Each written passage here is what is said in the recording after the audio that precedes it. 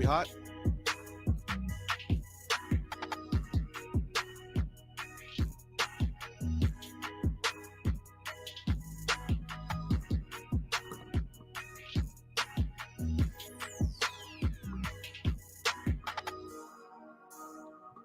All right, something different today. No longer live streaming across Facebook, Twitter. Now it's just YouTube only. I might post it later, like after the fact, but not live. Yeah. You want to watch it live, you got to go onto YouTube. Very cool. Maybe we should put it behind a paywall. Charge 50 cents. I'm not opposed to that. $1, 50 cents, something,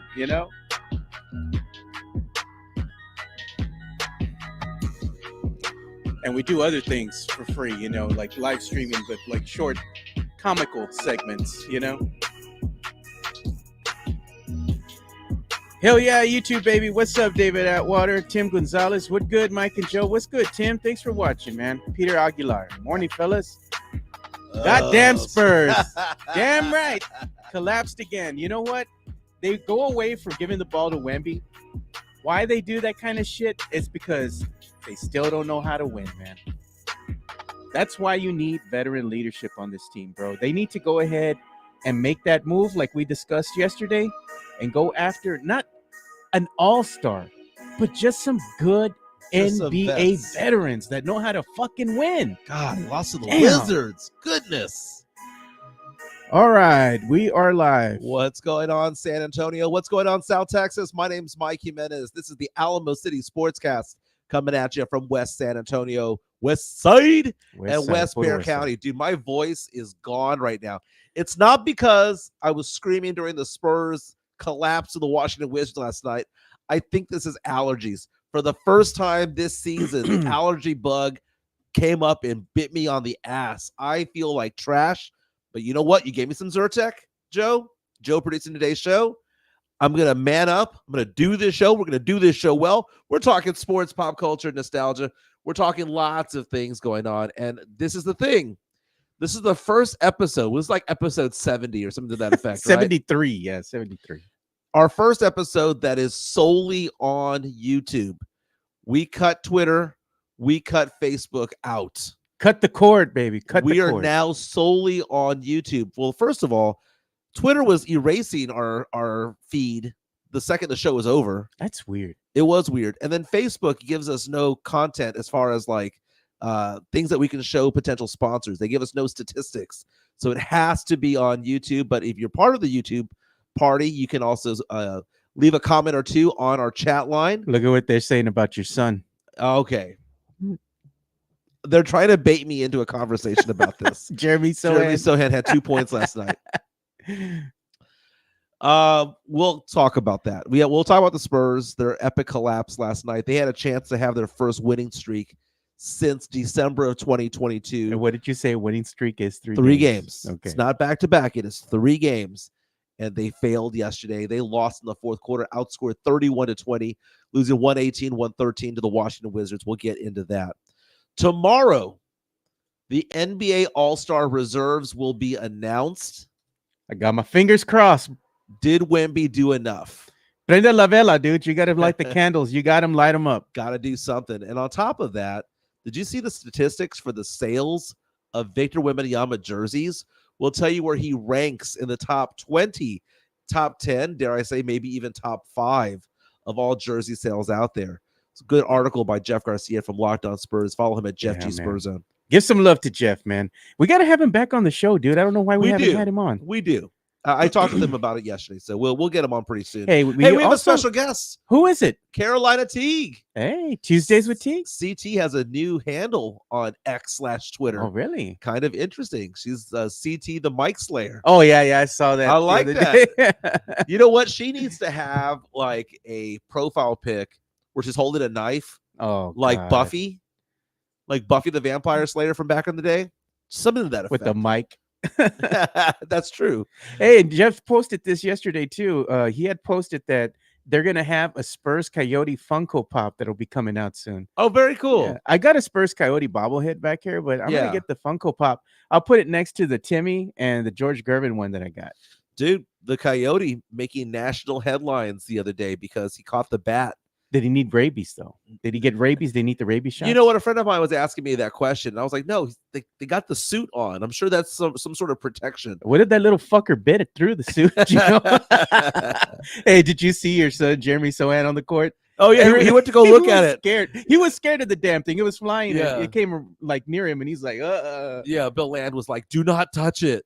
It was so funny. Well, I mean, come on, man. You think all the money that they would have spent on that damn place, they can't keep bats out of that shit? Like, come on. Now, we'll talk a little bit about football. Not only the Super Bowl 58 coming up next week, Niners against the Chiefs, but there have been named replacements when it comes to the NFL Pro Bowl team.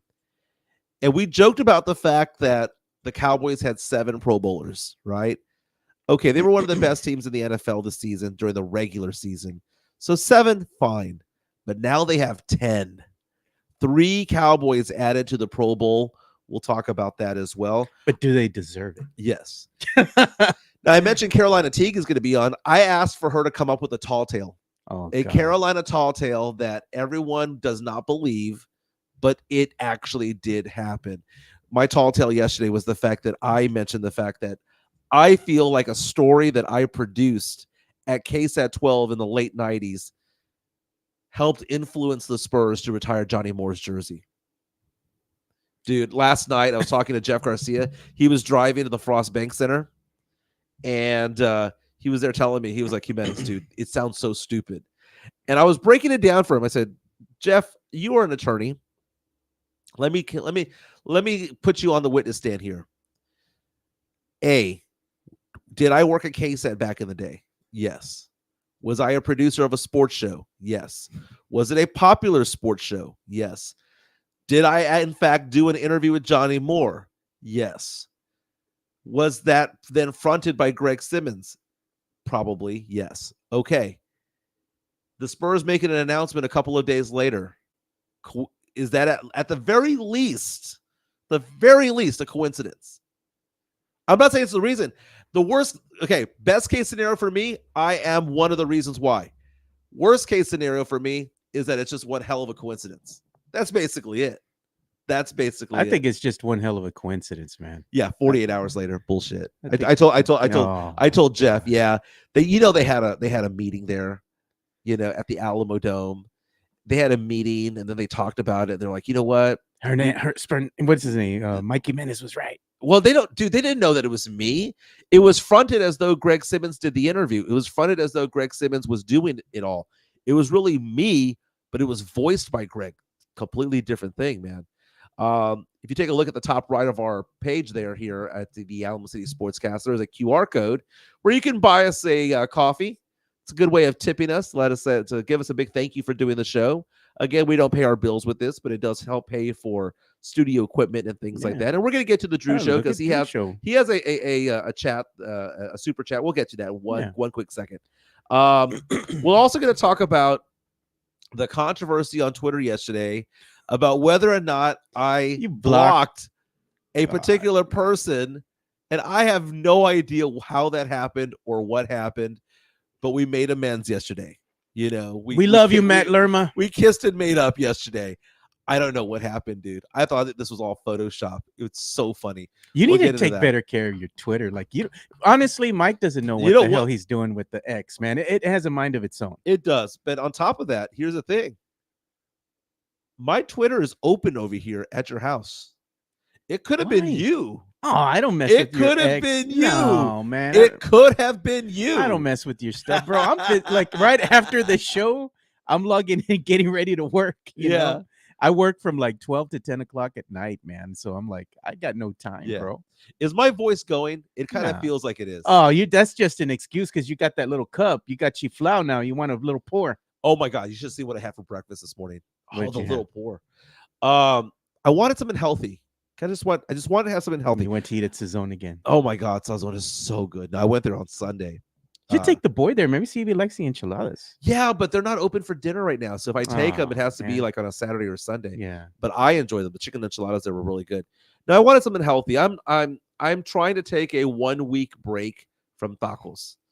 Just eat the meat, but don't eat the taco. No, it's kind of hard too. It just tempts you. It's just right there. Just fold it up in lettuce like a wrap. I just want 1 week of clean eating and not that much drinking. Man. That's all I want. Well, you didn't drink when we went out to the Spurs. Well, I had beer. I had a couple of mixed drinks, and then I went out with my friend the next night. We were watching the game. We were taking shots.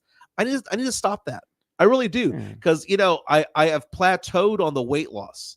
I'm still at the lowest point that I've been this year. I'm still there, but I haven't broken through despite all the refereeing, and it's because I'm eating like crap. It's because I'm drinking too much. Got to have the eye of the tiger, man. Well, so this morning I'm driving out here. So I live off of Petranco. You live off Petranco. It's about a 4-mile drive down to get to your house. And as I'm driving by, I'm passing Smoothie King. And I love Smoothie King. James Pledger and I, when I was over at San Antonio Sportscast, we would do that all the time.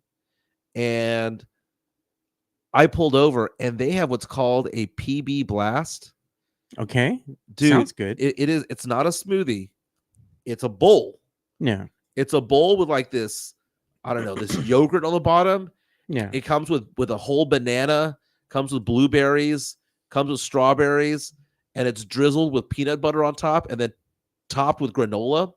I looked it up. It was only 500 calories, which isn't bad for a breakfast. But that's one chorizo egg taco right there, right? That's only 500 calories, and I feel not like crap today. Because that's the thing about sometimes eating too much Mexican food. Weighs you down.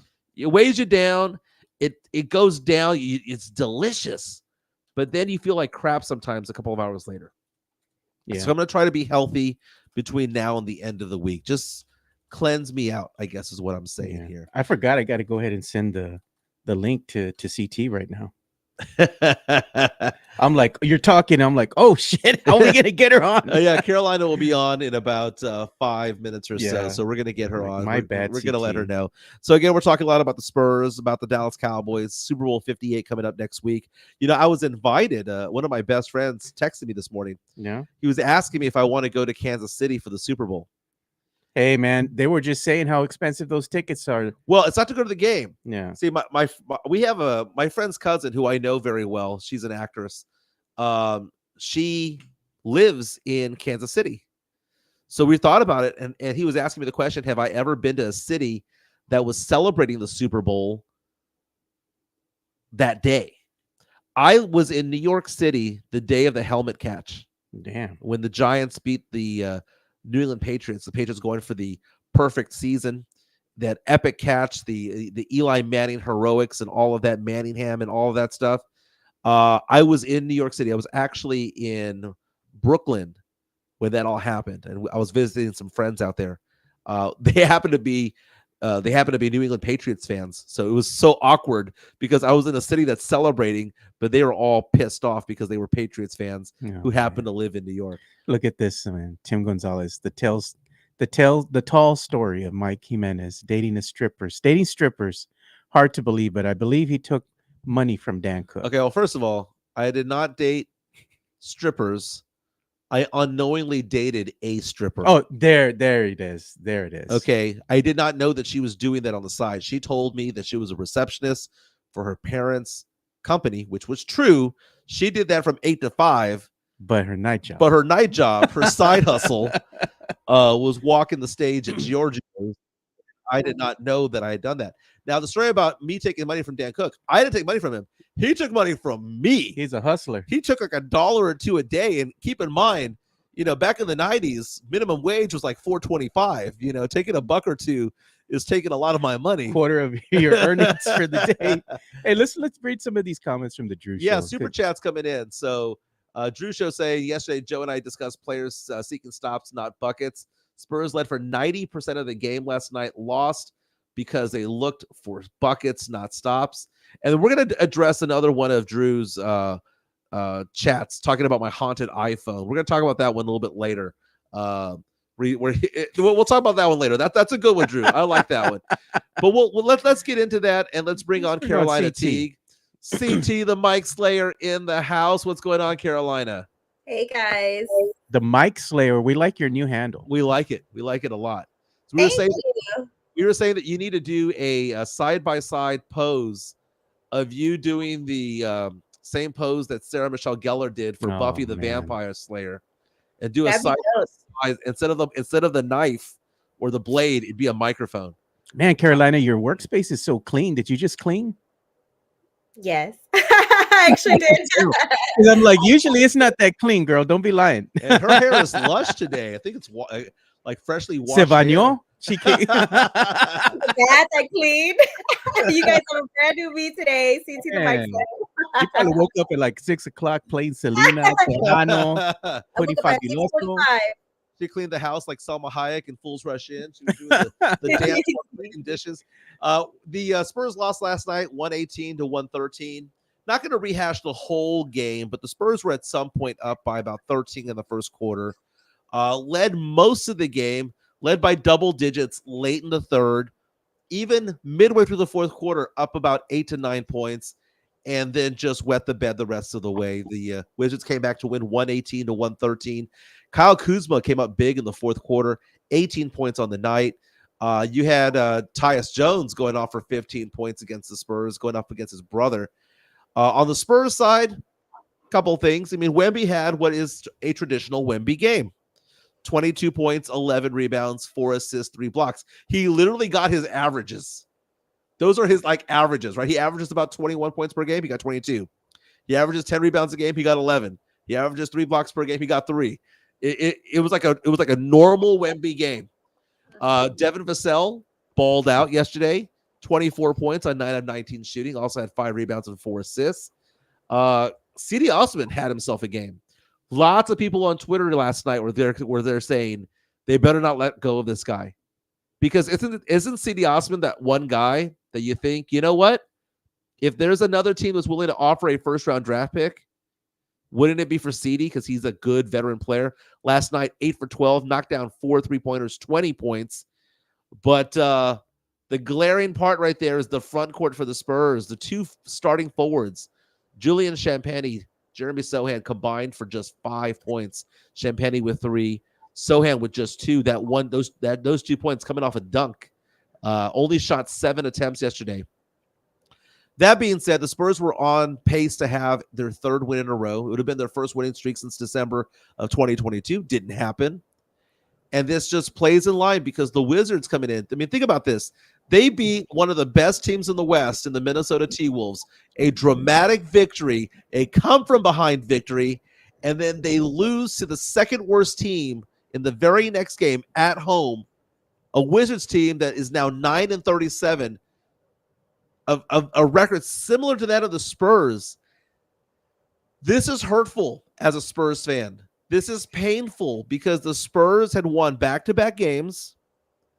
The Spurs were looking like they were turning the corner a bit.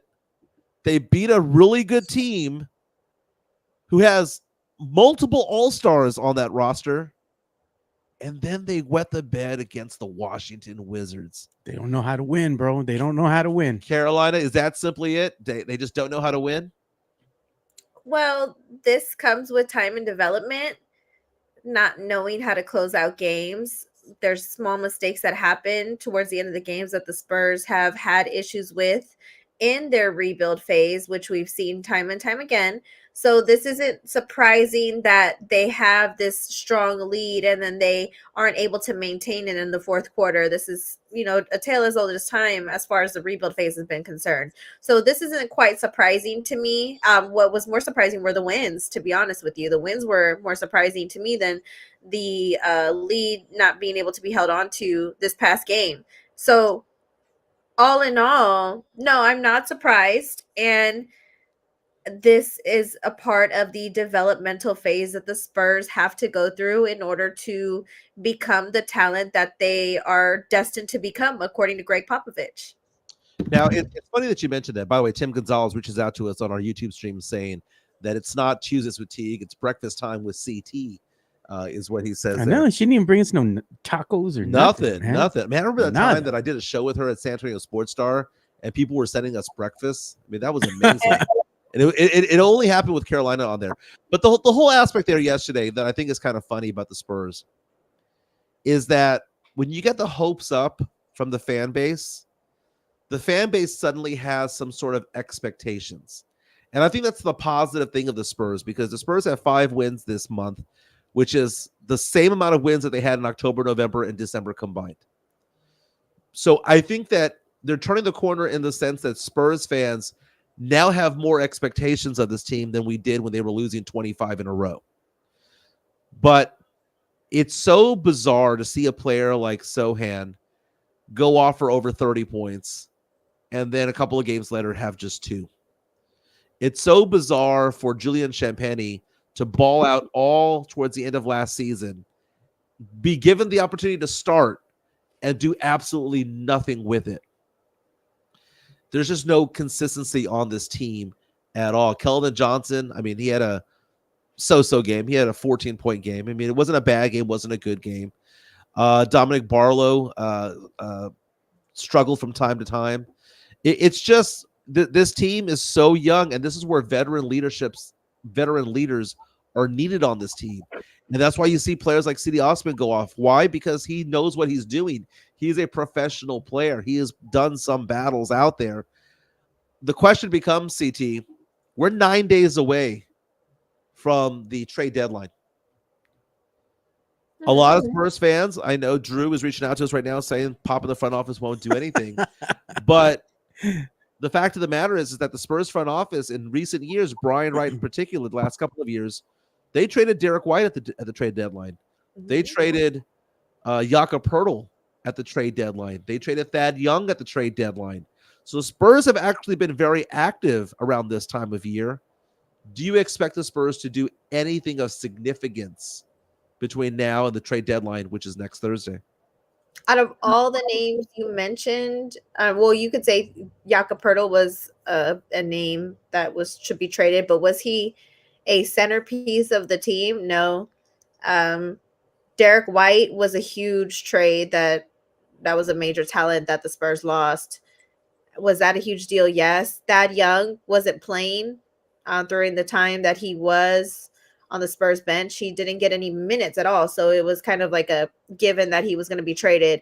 I expect if they do make a move based off of their previous pattern, I don't think it'll be a big splash. But perhaps, I mean, we might be surprised by Brian Wright. I really don't know what to expect. I mean, this recent pattern that we've been seeing with the Spurs during this rebuild phase, keep bringing it up, is, yeah, they are trading away pieces, but their pattern is they haven't for years and years and years. They've built through the draft. So I'm interested. I'm just as surprised as anybody else. There's no rumors coming out of who could be traded. I mean, they always flirt with certain rumors, like Keldon might be traded, or Doug McDermott might be traded, people like that. But I don't really see any real sources coming out saying this person is going to get traded at the trade deadline. So we'll see. Carolina, we got a question from the Drew Show. He wants to know, Carolina, how did you get into the wrestling business? Would you take a bump for any reason? How many times has Booker T said,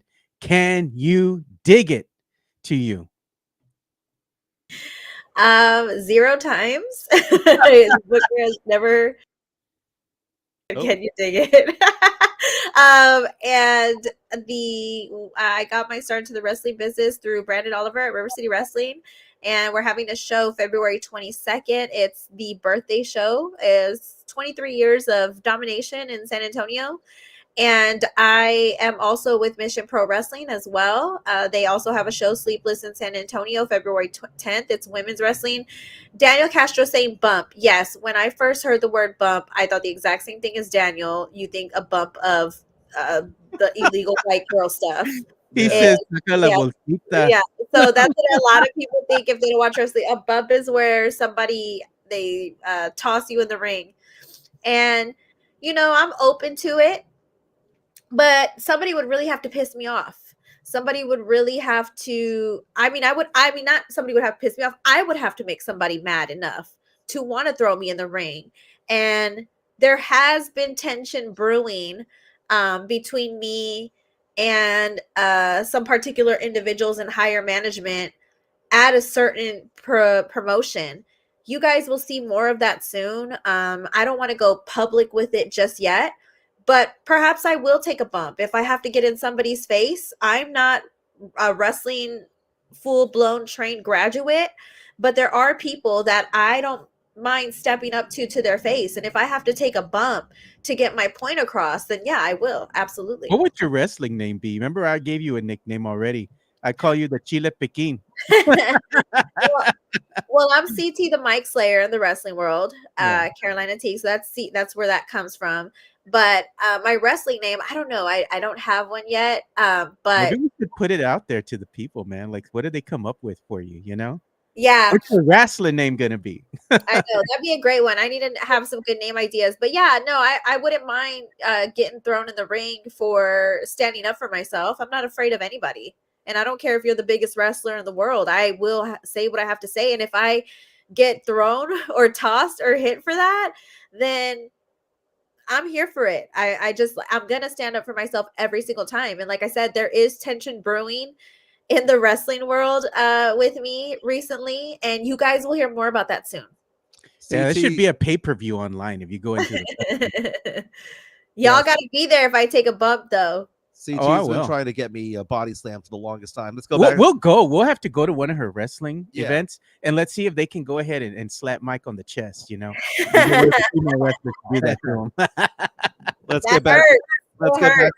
get back to the Spurs. You were mentioning Kellin Johnson being a potential trade rumor that we see out there. I think that's the biggest name for the Spurs right now. That's the biggest trade chip that they've got right now that I think legitimately the Spurs would entertain offers. I think right now, if the Spurs are being offered anybody for Wemby, obviously they'll say no. I think that if they're being offered anything for Sochan, I think that they have the same fetish that a lot of fans have and see something in him that they'll be like, nah, we want to keep him. But I think the Spurs will answer the phone for Vassell. I think they will answer the phone for Kellin. I think Kellin is the most likely big name to be shipped out because not only is he a decent player, young player, can play multiple positions, but beyond all that, he is on a contract scale that is very manageable and very attractive to those who would want to get him. And it's going to be easier to do certain things like swap salaries and things like that. I think the most likely candidates of getting traded, like if you're to say, Michael, you had to bet $100 which Spur will be gone. Will either of these guys still be here? Doug McDermott or C.D. Osman? One of them's gone, if not both. Mm-hmm. But Keldon, I think, is the biggest name. Do you believe that Keldon's the biggest name, or what do you think is the biggest name the Spurs could potentially get rid of? The biggest catch would be Keldon, and I would hate to see Keldon leave because he's been such an instrumental part of the city of San Antonio, our culture. He's embraced this city, and we've embraced him back so much. You see all the community work he's done, all the stuff he's done with the boxing community in San Antonio, all the Latinos. He's puro through and through. But I also think there is some type of attractiveness with being able to obtain Keldon to a different team simply because of the fact that, like you said, his contract is manageable. And also it's not like he hasn't shown that he's worthy of being on a team that is winning at the moment and could be somebody who makes big plays, somebody who is a positive light on a team, and somebody who can add value to any team that he goes to. So entertaining the thought of a trade isn't necessarily a bad thing because Keldon brings a lot to the table.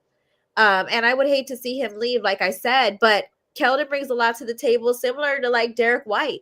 He left.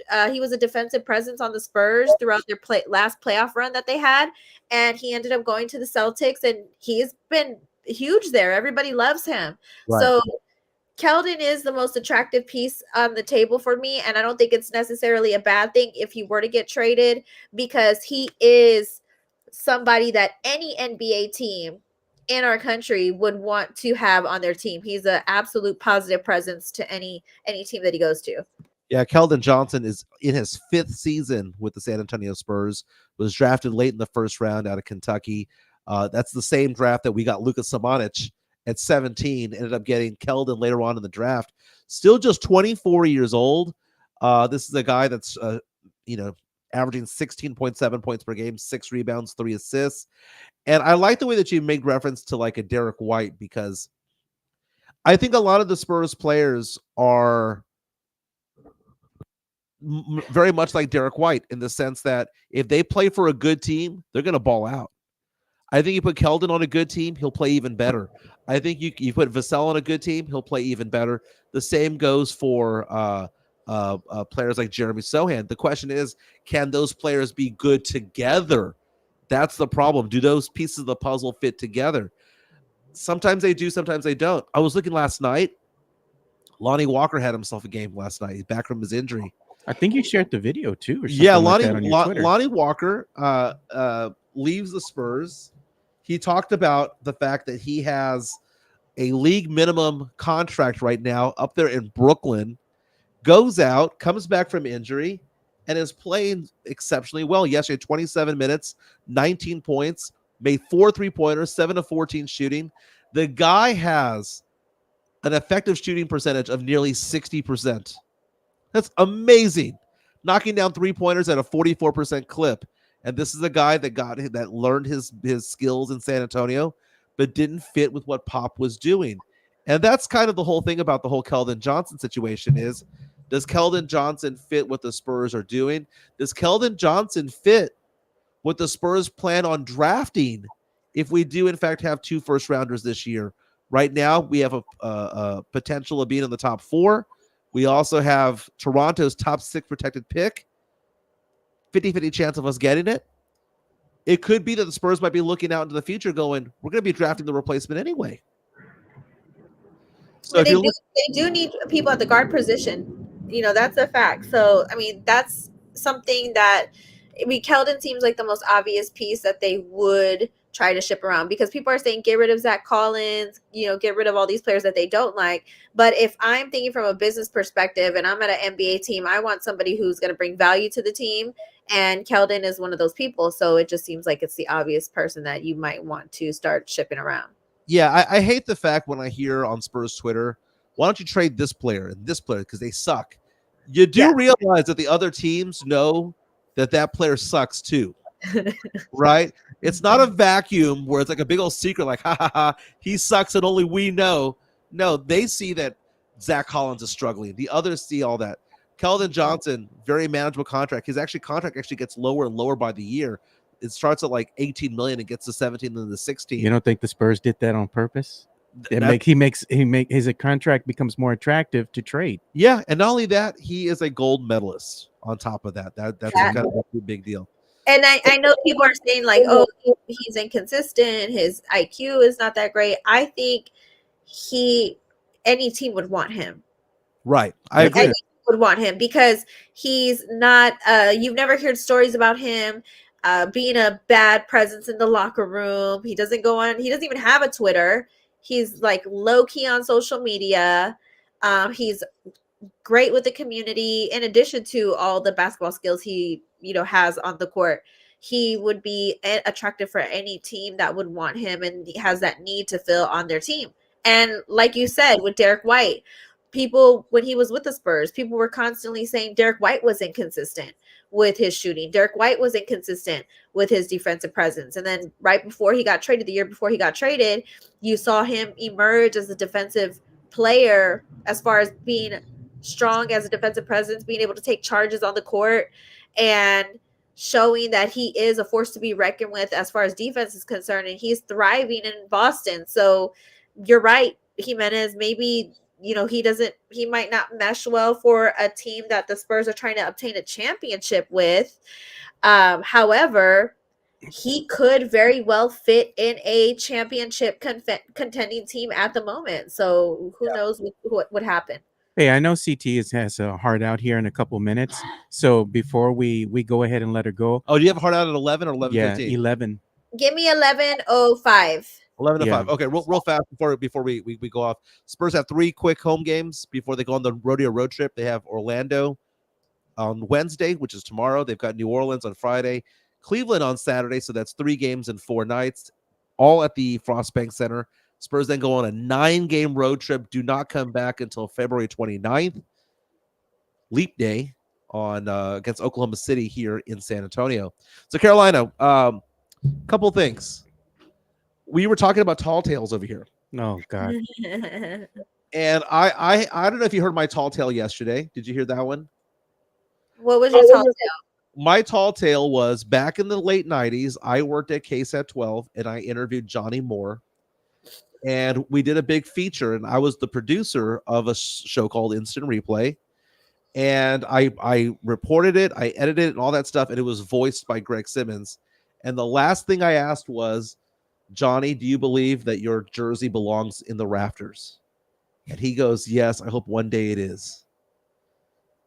A couple of days later, the Spurs announced that his jersey was going to be retired. I didn't say that I was the reason, but I said I felt like I played part of a role in getting the dominoes falling. Like I was one of the dominoes that fell. Tall tale or not? It's a tall tale. Oh my God! I wish I had a graphic that says "No mames," you know. That's a tall tale because I mean, I'm sure they have to have those discussions before they make that decision. And 3 days is kind of short. Number one, and number two, I think you may have had an idea that they were already going to do this, so therefore you wanted to get ahead of the question and you asked him, and then it ended up happening.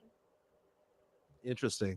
That is my theory about this. My conspiracy. Why don't you tell us the tall tale? Yeah, that way we can figure it out. Is there a Carolina Teague tall tale? A CT the Mike Slayer tall tale? There is. My tall tale is that I was in a 5-year relationship and nobody believed he existed. Nobody in my family, my friends, they thought he was just like an imaginary character that I made up in my head. Those are all red flags, by the way. Yeah. He never came over for holidays. No pictures. No pictures. I mean, there was nothing on MySpace or Facebook. Well, now looking back, yeah, they're huge red flags. But at the time, I thought I was in a relationship. So did he know that he was in the relationship? Oh, I don't know. I think he did. He He did. That's the thing. Everybody thought I was in this relationship by myself, and I wasn't. Like he was really with me. We went out in public to the game, and he was like, every time the camera would come out on this crowd, he's like, "Get away from me." He ducks to the side. That is hysterical. He literally he was just really private, and so was I.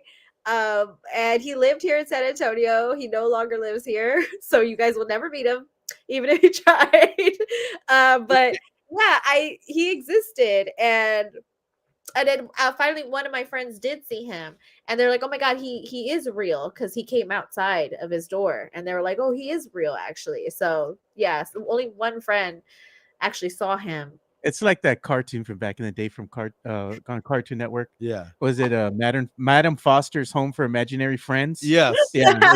You're really meeting the imaginary friend in real life. It's like that trope that you see in movies where it's like, I have a girlfriend, but she's from Canada, so you don't know who she is. A mail order bride. Yeah. So somebody mentioned one of the tall tales that I told earlier, like months ago, and I want to know if you believe this. That I unknowingly dated a stripper in my early 20s because I believed that she was working for her parents as a receptionist, which she was because I went to her work, but I did not realize that she was moonlighting at night as a stripper. I believe that. God. Why was she afraid to tell you? I don't know. Maybe she didn't want me to not date her because of it. I don't know. I made a tall tale about my wife one time to the family, and they all started laughing because my wife's known as the nerd, the smart one, in her family dynamic. So she's like, "Oh, I used to play tennis when I was back in high school." I was like, "Oh my God, please." So I went ahead and made this tall tale up about her, and I said, yeah, she was hustling on the tennis courts because she was trying to get money for books for school or college or something like that. I said her street name was Little Trixie, and everybody started laughing. And they said that was believable. They're like, "Hey, that's a tall tale. That could be like a little, what do you call it? Like a movie that you see on Lifetime or something, Okay. One last tall tale real fast. But people believe that this is a tall tale that yesterday that I blocked Matt Lerma from Twitter. My goodness, man. So I get on Twitter yesterday and, I'm at home. I finished doing the show. I go home and I'm scrolling through and I see a photo of me. It says it shows my dogs, right? And it's like my bio and whatnot. Yeah. And it says blocked by Michael Jimenez or, whatever. And I thought it was a Photoshop. I thought that Swiss or somebody had come and done a Photoshop to say that I was blocking people. And it was legit. I went onto my block profiles and somehow or another, Matt Lerma, who does Twitter Spaces after Spurs games, was blocked. He's been one of the show's biggest supporters. How you I gonna block know, the brother? We've gone to Starbucks together. We've What? hung Why out. did you block Matt? We hung out at the Rock to watch a Spurs game with Spurnandez. I was on his Twitter Space Friday night after the game. I was talking on it. I have no idea. I think my fat fingers in getting out of the Twitter Space might have double clicked something. How much did you drink? I was drinking a lot that night. Oh, then maybe that's what happened. But Did you tell him it was an accident? I did tell him it was an accident, but nobody believes me that it was an accident. I don't know what it was. I remember trying to get off because Chris Leha was also from CTM. Oh my goodness, I forgot. Chris Leha was telling me that he was talking on the space as well. I'm right next to him talking on the space. It felt awkward that I could hear it from both ears. So I'm trying to get off the space and it wouldn't let me off. And I kept on hitting the buttons. I just kept on going like this until I got out. And finally I got out and I must have blocked him. Jeez. Shame. We were pretty drunk. I even came out on the Twitter Spaces. We were pretty hammered already. It wasn't that bad. We closed down the AT and we closed down the Frost Center, should I say. They tell us to leave 3 times, CT. It was already my God. Get it together. Get it together, guys. But I'm sure it was fast. We're on the floor seats and stuff. So hey, Mike was partaking, man. He was eating a chef prepared salmon dinner, and First then he time. had at the game? First time ever eating salmon in my entire life. Yeah, we were at a club that's like at the floor level, at the court level. Yeah. Mm-hmm. And it's kind of in the tunnel. It's kind of, if you know, you know. So when you go in there, everything in there's free for real. Like you just get the wristband, you go in there and you just chill. Yeah. Real fast. Layhouse Company. It's CMT, right? No. MCS. Why am I thinking of CMT? Look, man, well, you know what? Just for that, we're going to go ahead and play it, man. The CT, Carolina Teague. I don't know why what CMT is in my head. CMT. The letters came off wrong. MCS General Contracting. There you go. You want to play it? Yeah. MCS General Contracting. More than 30 years of combined experience in concrete placement. They are the best in the business. Honest pricing, high quality work. They get going on house foundations, driveways, concrete patio decks. If you want to extend the deck, extend the driveway. If you're a business and you need to put together a slab, a parking lot, or other concrete placement services or sidewalks, reach out to MCS General Contracting at 210-774-9155. They're confident in their skills, so give Chris Leha over at MCS General Contracting a call at 210-774-9155. And thank you for being a sponsor of this show. Well, I had 2 of the letters correct, but in the wrong order. We're going to say bye to Carolina Teague in 1 minute real fast, but we now know who's in Super Bowl 58. We've got the Chiefs and the Niners. It's a 1-point spread. The Niners are favored by 1 point. Do you think it's going to be close at all? I mean, what are you expecting out of the Super Bowl right now? First impression. Yeah. Chiefs win. One has Mahomes and one doesn't, right? Right. One has Patrick Mahomes. One's been to the promised land. Well, Niners have been twice in the past 5 years, but I think the Chiefs got them. CT is not going to be watching the Super Bowl to watch the game. She's going to be looking to see what's going on with Taylor, the Taylor cam. That's right, baby. That's right. Taylor Swift. No, I don't give a damn about Taylor. Oh man, you're going to be listening to the pregame show with Posty.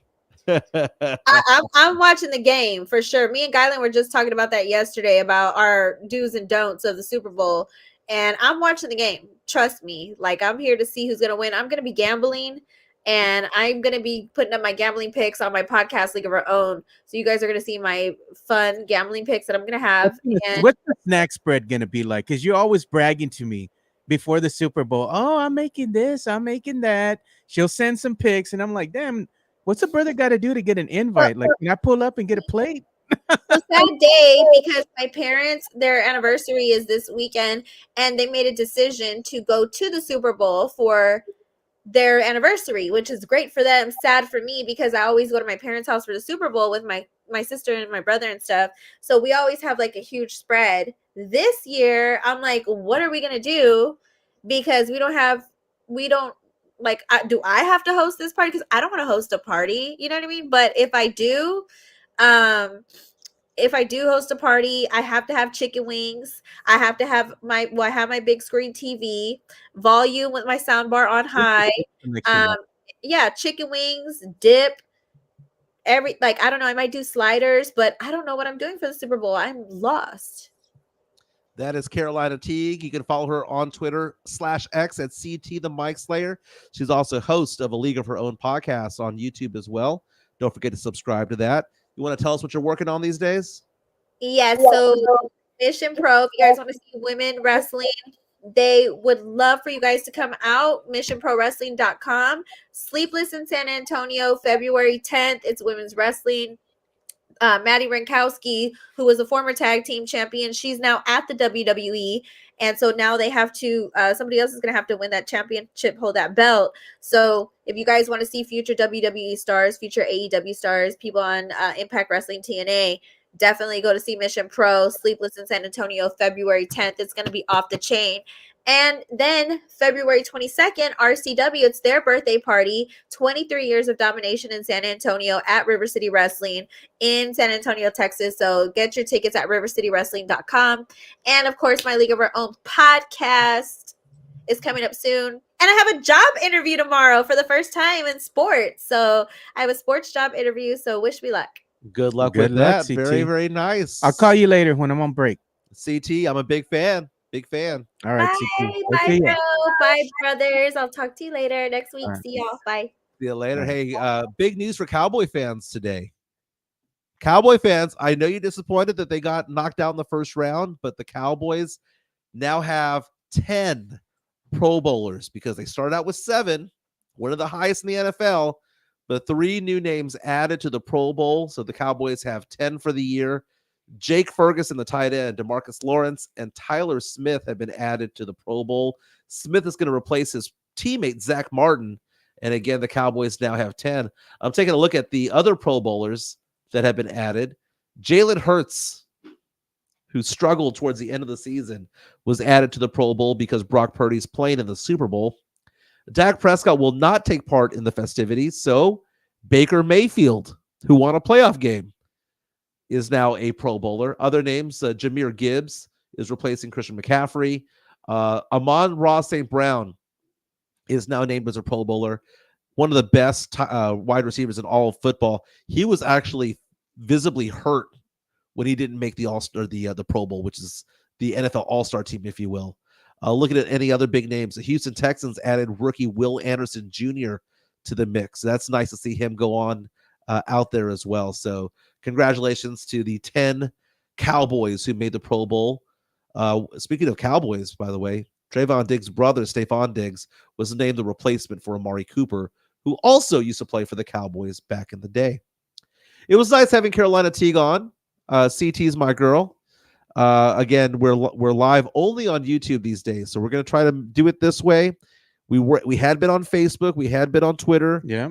But this is really important for us because YouTube provides statistics. And for those of you who don't know, whenever we get our viewing numbers, whether it be Spotify or whatever the case may be, YouTube will tell us where people are watching, how long they're watching for, what segments they're watching, all of that stuff, which helps us get people to sponsor. Yeah. That's basically it. Facebook doesn't do that. Twitter does not do that. And it's going to take a while to kind of train our Facebook and Twitter followers and let them know this is now only on the YouTube platform. We're saying, man, like, would you guys be opposed to us, like, I don't know, maybe charging 50 cents or something like that to watch the show? I mean, we don't want to go ahead and put you all out, but I mean, $1 a week, $1 or something, like, come on, help a brother out. I mean, because you spend hundreds of dollars on this equipment, like, for real, per month, man. I don't know how your wife allows you to do all this stuff that you do. Dude, I work so hard, man. I'm always working. Like, I'm telling you, like, I work like sometimes 12, 15-hour days. I'm working hard, hustling hard, doing all sorts of stuff so we can have equipment here in the studio and be able to pay for bills and help the kids through college. So it's like, just need a little help, It was funny this morning. I got a haircut. I don't know if I mentioned this earlier. Yeah. Got a haircut this morning. First in line at 9 a.m., man. 9 a.m., I'm in the seat, man. And it takes me only 15 minutes to get a haircut.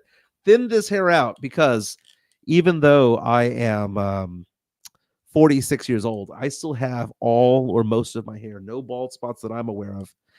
And the fact of the matter is that the guy that was cutting my hair was like, dude, I listen to your podcast all the time. Oh gosh. And that was so cool. That is cool, man. He goes, I don't comment. And he was talking about the fact, he goes, but I do see people tip you guys. He goes, that's pretty cool. So yeah, just like cool. What you tip your barber, you know? I did. Man, it's so funny. I have friends who spend so much money on haircuts, and I just can't do it. I just can't do it, man. I don't think I could ever spend more than $20 for a haircut. Joe, how much do you spend? Probably like 20 something a haircut. You know, because I'm including. You go to a nicer place. Yeah, like I'll go to sports clothes. My daughter won't let me go to Knockouts, man. She keeps an eye on. She watches me like a hawk, dude. I'm telling you, like I'm not scared of my wife. It's my daughter, dude. Like she watches everything I do. That's funny. Every single thing. I'm just like, man, this girl, man. I don't know. There was this haircut place that I used to go to when I worked at Fox 29. Yeah, at KBB. And it was called Hair System 7. And it was right next to that bar that I took you the other day. We went to that karaoke bar for a few minutes. Who's? Yeah. So it used to be right there in that same shopping center. Yeah.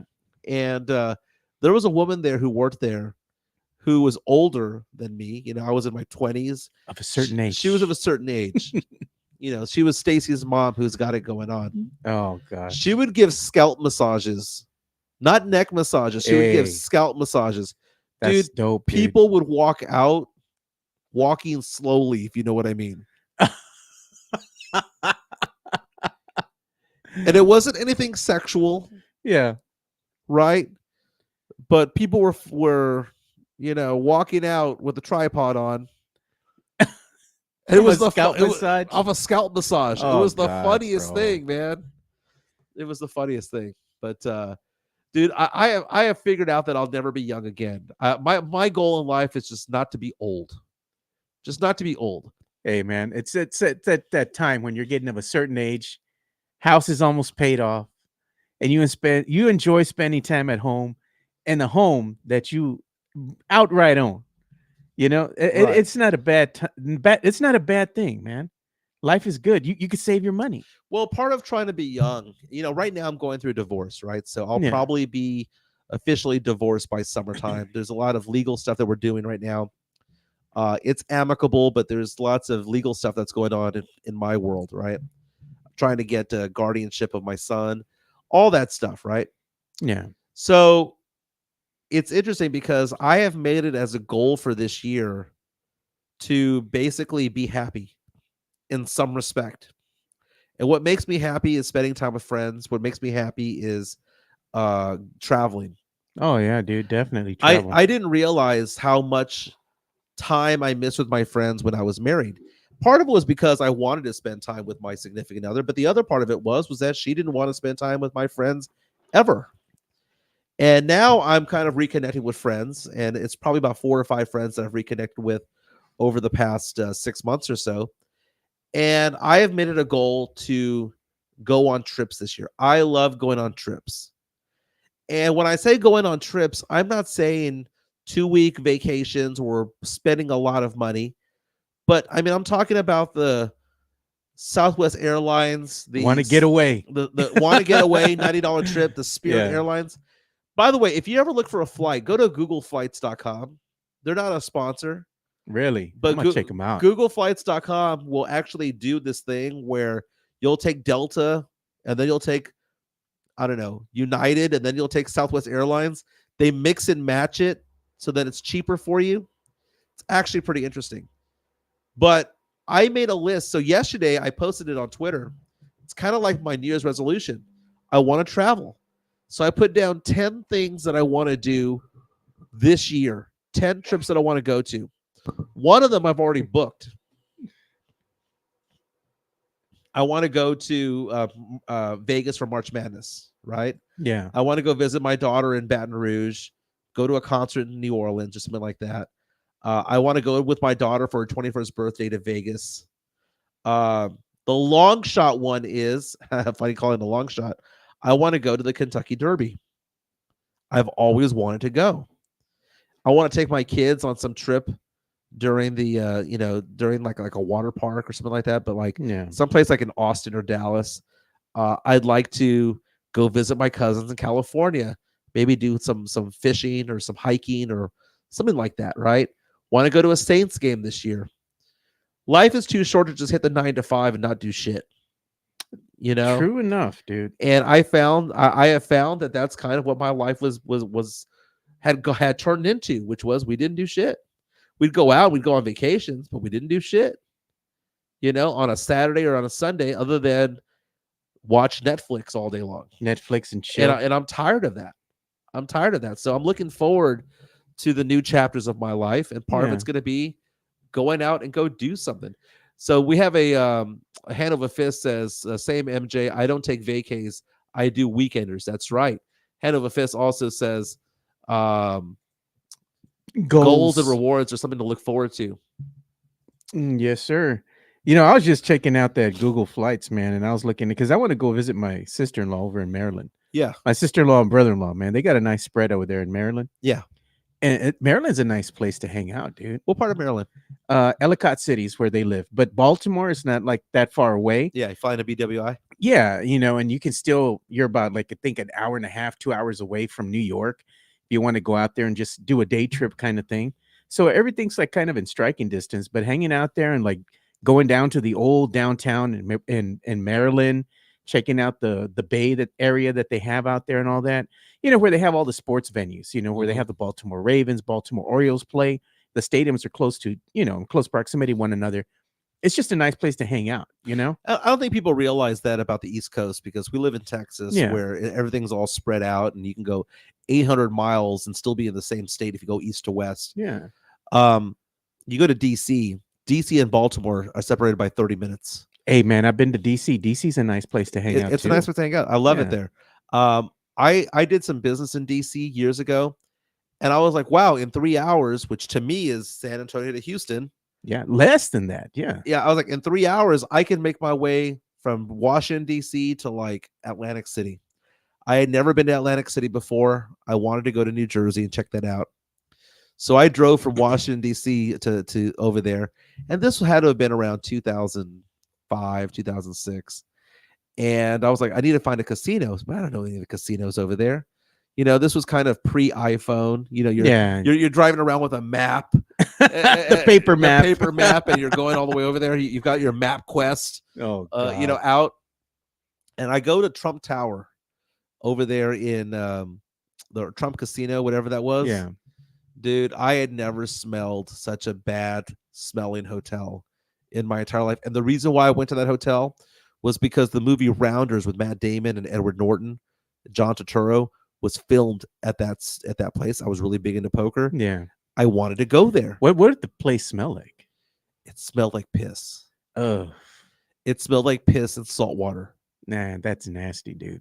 Now outside, the water coming in outside the Jersey Shore, it didn't smell like Corpus. It didn't smell like San Diego. It didn't smell like, clean, California salty beach. water. It smelled like shit. It was ugly. It was a weird humidity. Everything seemed to be off about that place. Like just the air pressure, all of it seemed to be off. And then I go inside the casino. The Trump Casino looked elegant from the outside. Yeah. You walk in and it was a Motel 6, dude. And it's trashy. It was a Motel 6 on the inside. But from the outside, looked amazing. I checked out a couple other casinos there. Oddly enough, the Trump Casino was the best of the three, but it just wasn't that good. It was like, you reminded me of back in the day, I used to go to Vegas, and there used to be a hotel called the Imperial Palace. Oh, man. Which got bulldozed. Yeah, it's in the older part of Vegas. Yeah. Yeah. It kind of reminded me of those old 1950s, 1960s casinos. And it was just nasty. Man, I always see you keep on like squirming in those chairs. Bro, I'm looking to get new stools, man, because I just saw my boys over at that office place I go to. They have these nice looking stools over there that are padded. They swivel. Yeah. I think we need some of those here in the studio, man. Tim Gonzalez is reaching out to us asking why we're not watching or talking a lot about college basketball right now. We will be talking a lot about college basketball, and I have just the guy to come on the show and talk basketball with us, and that's my good friend Benjamin Bornstein.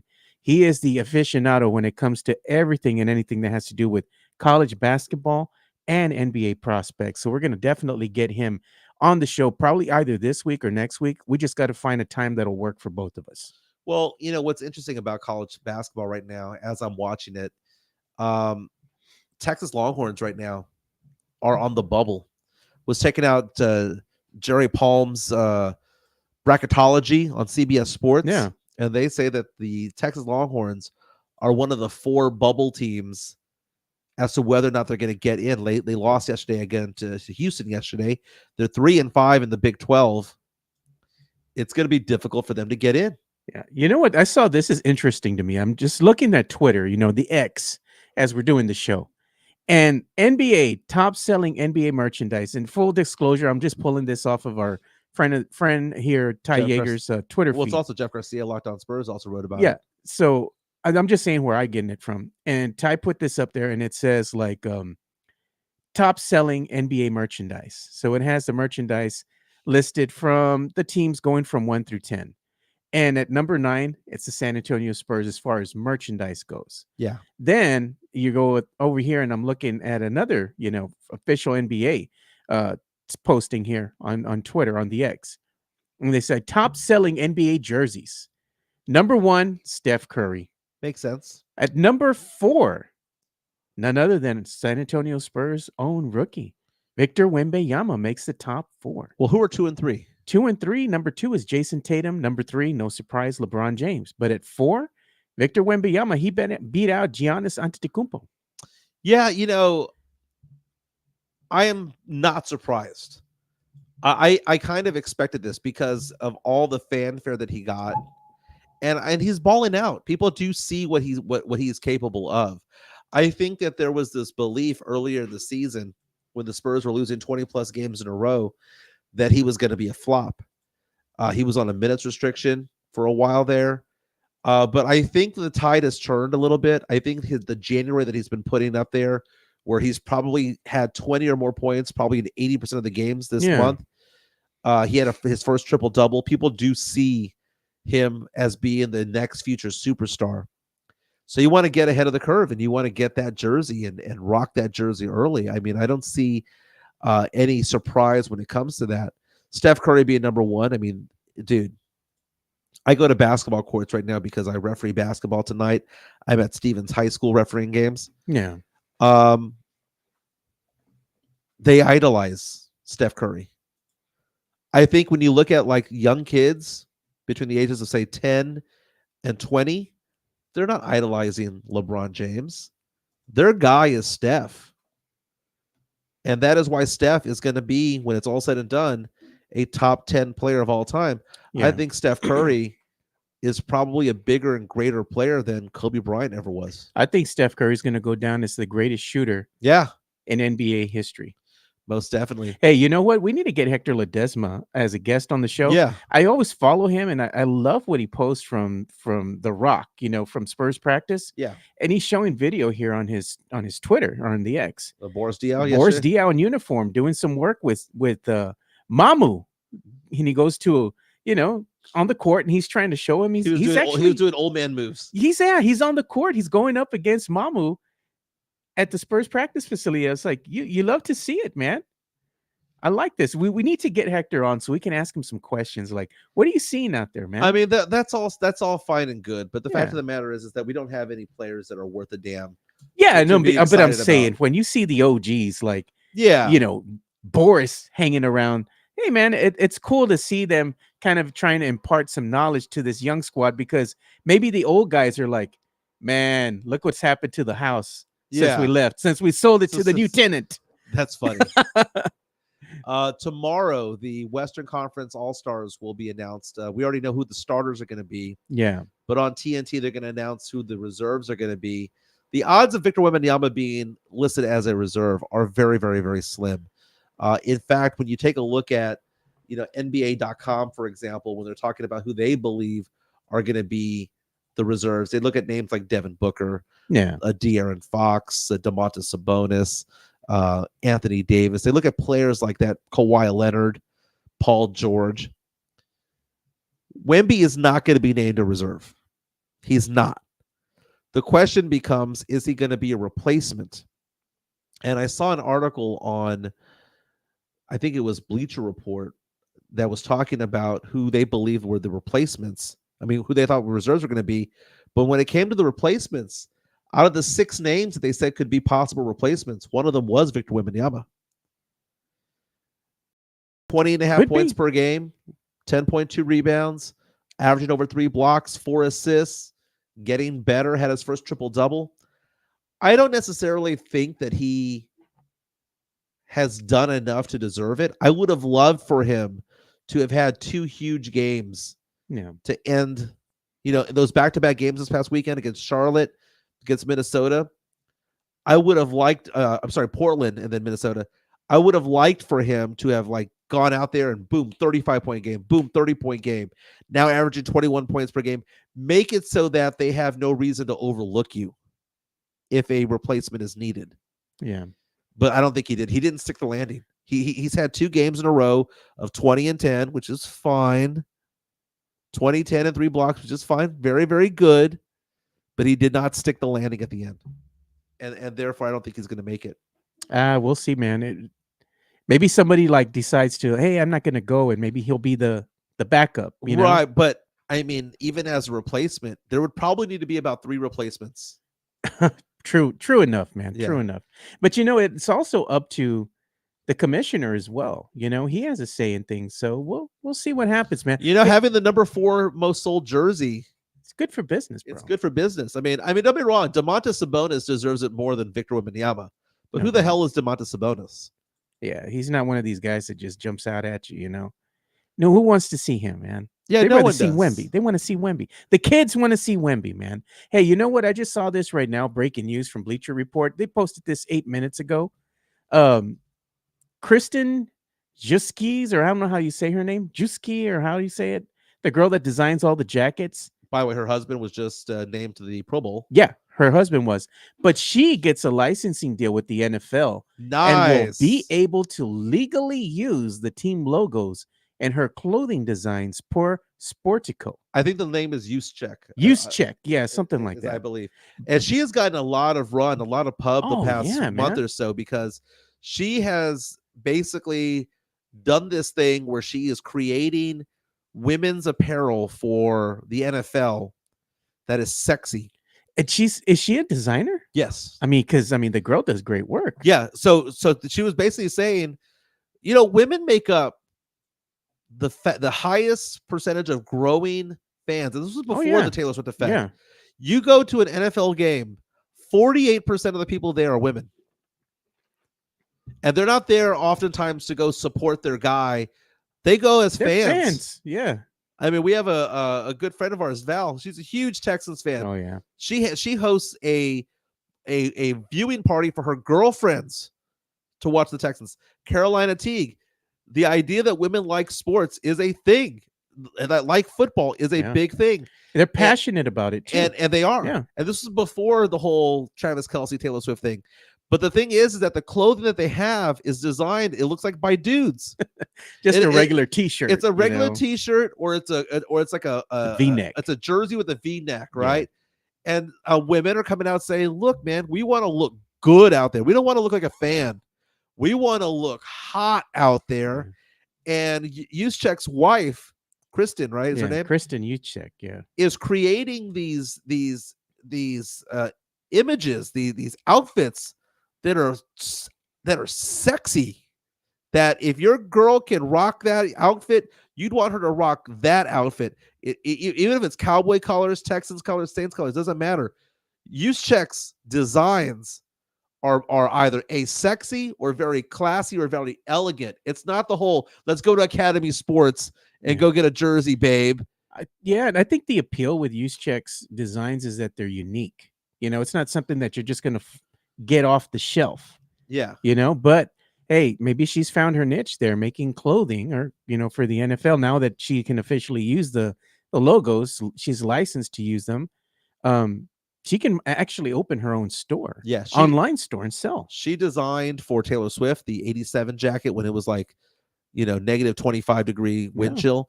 That famous jacket. She also designed the ones that she's been wearing to games because her husband plays for the Niners. Yeah. She wears to games and it looks sweet.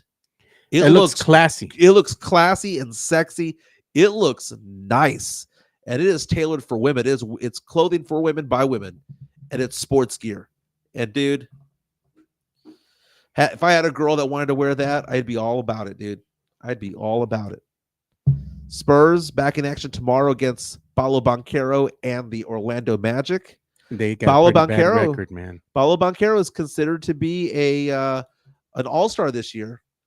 He should be named as one of the reserves tomorrow. Orlando Magic have been getting better. Right now they are a 500 team or just above it, 24-23. Yeah. So the Spurs have 3 games in 4 nights, and then they're gone for basically a month. On the rodeo road trip, dude. That's going to be brutal, man. I don't even know how many wins they're going to be able to ink out on the rodeo road trip. I was actually talking with Jeff and telling him, man, prepare yourself. It could be a winless road trip, but we'll see. Drew Show says Mike's son Sochan gets up for Banchero. It's funny we talk about Sochan for a couple of things. Sochan, I'm not going to give him shit for having just 2 points yesterday. I'm not. I'll give him shit if he does it again. Okay? He played well back-to-back games. Not going to give him shit today. Maybe the kid was tired, man. Maybe so. I mean, that Minnesota matchup defensively was awful for him. Yeah. I would be impressed if he could lock down Banchero, who was, as David Otwater points out, Rookie of the Year last year. And as Tim goes out, Blue Devils family. That's right. But Banchero, man, you take a look at him. He is an old school type of player, man. He plays like Magic Johnson. He plays like he belongs in the 80s. It's fun to watch him play. Hey, we're talking about, Victor Wembanyama trying to make it into the NBA All-Star game. But we haven't mentioned that Dominic Barlow is headed to Indianapolis with the Austin Spurs for the G League. Yeah, the two-way forward is a G League selection to play in the G League Up Next game presented by AT&T during the NBA All-Star game. So congratulations to Dominic Barlow. Very, very cool. Again, the Spurs tomorrow, Orlando, Victor Wembanyama. I'm reading that story right now on Sports Illustrated about how he's the 4th ranked jersey sale right now.